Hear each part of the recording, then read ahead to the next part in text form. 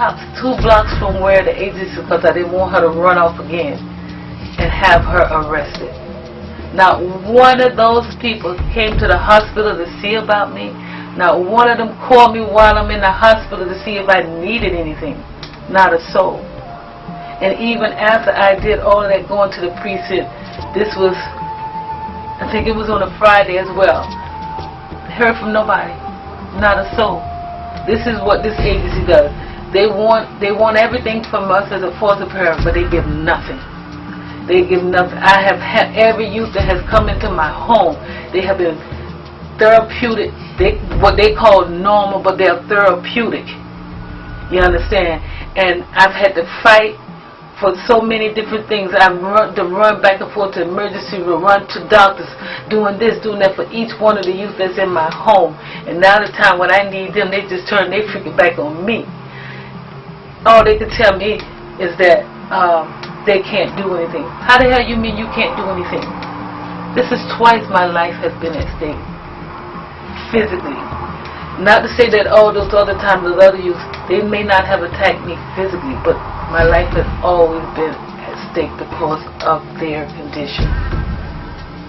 And this has to stop. I don't know if I had not heard anything about this organization, I'm just left out on my own. Now I have 2 charges against me. I have a charge with ACS for child abuse, which I never did anything. This girl, because I told them I wanted to press charges against her, she lied to them that I assaulted her. Mind you, there was no marks, no anything on her that evident that I ever did anything, which I never have touched her. She said it, they believe it, and this is what I'm going through now. I spent 24 hours in jail. I've lived my whole life following the law. I've lived my whole life helping people. I've lived my whole life. I've never had to take a mugshot. I've never been treated so inhuman in my whole life. I called JCCA and I get no answer. I speak with Miss Jordan on Monday. She told me she was going to give me a written statement as to what she said to ACS about what she heard, because she heard a great deal of what I was experiencing. When I text her yesterday for this statement, the only thing I can get from her is she can't give me anything in writing because and because of this one and that one. But anytime you needed me to a placement, oh Miss Turner, you the best, oh Miss Turner, you, and now that Miss Turner needs them, where are they? I don't have a soul. What would you like to tell the ACS Commissioner Gladys Carrion, the public advocate, and the Mayor Bill de Blasio about your experience being a foster parent in New York City? What would you like to tell them about your experience? Are you satisfied? No, it has been a nightmare. This has been a living nightmare for me from day one as I became a foster parent. It has been a nightmare, not only because of the conditions of these youth, but every time I've called and complained about whatever else is going on in my home with the youth and so forth, you can't ever get anybody to call you back. No one calls back, everybody disappears. And then when you tell them you left a message, oh, I didn't get it.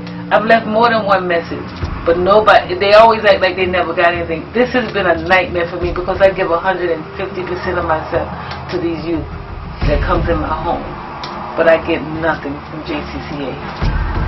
Nothing. No cooperation about nothing. All they want to do, they don't, never mind them not going to school. I tell them the youth is not going to school. The school is calling me. I'm telling them every day they're not going to school.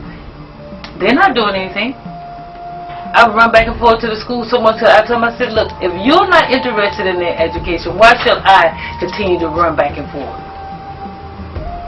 They do absolutely nothing. And it has to stop because we as the foster parent, all I see on TV all the time, oh, be a foster parent. I would advise anyone, don't. Because you're not going to have, I've not had a good experience from day one.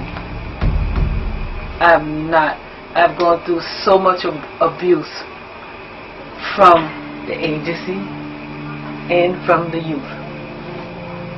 and it's not fair. It really isn't fair. And it's, for me, it's not about the money. I thought I would be able to do something to help these kids, to let them know that although I may not have birthed you, I still could show you love. I could still give you guidance. I could still show you which way you have options. And I always try to teach them respect for themselves and be a lady at all times, you know. But I don't know. Sincerely, it hurts me because in 4 years I have given so much. I'm burned out, seriously, because I give so much of me, and this is what I get abused and neglected by both parties. And it's not fair. I wouldn't advise anyone to even be a foster parent.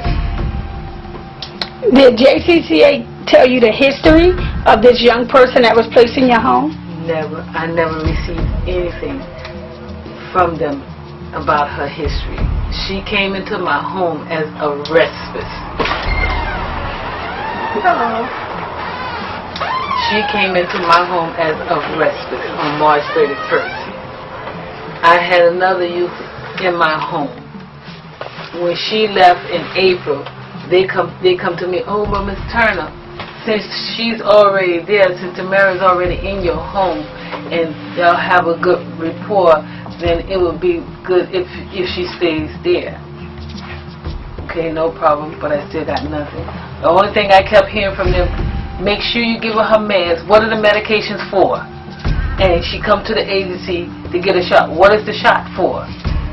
What is the shot for? They gave me nothing. Well, you know, Tamara, this is how they put it to me. You know, she's not all there. Okay, she's not all there. What is her history? What do you mean by that? She's not all there. You just telling me make sure she get a med. She stopped taking the pills. She stopped taking all that. The only thing she would take to go get the shot. And at one point she was refusing that because she was saying that it was causing her pain. And because I told her, I said, you're not going to stay in here without any medication because I don't want nobody going crazy on me. No, I never got any information. No background about her other than her family didn't want her. And matter of fact, next week Tuesday we were supposed to sit down. I was supposed to sit down with JCCA, her father, and Tamara because they wanted to put her in therapeutic. She's already therapeutic, so I don't understand what they mean. I said, this is the same thing, therapeutic. What is the difference? It's the same thing. But they wanted her to stay in my home because they know they weren't going to be able to place her anyplace else. But before that meeting, this is what happened to me. Now I'm fighting for my life because I don't have a job now. I don't have anything but just this organization that I'm here, and first and foremost God, because I don't even know what to do. I'm just speechless because to me it's like I'm in a nightmare and I can't wake up. Every day is something new. Find out I got 2 charges. I'm like, 2 charges? What did I do? I haven't done anything.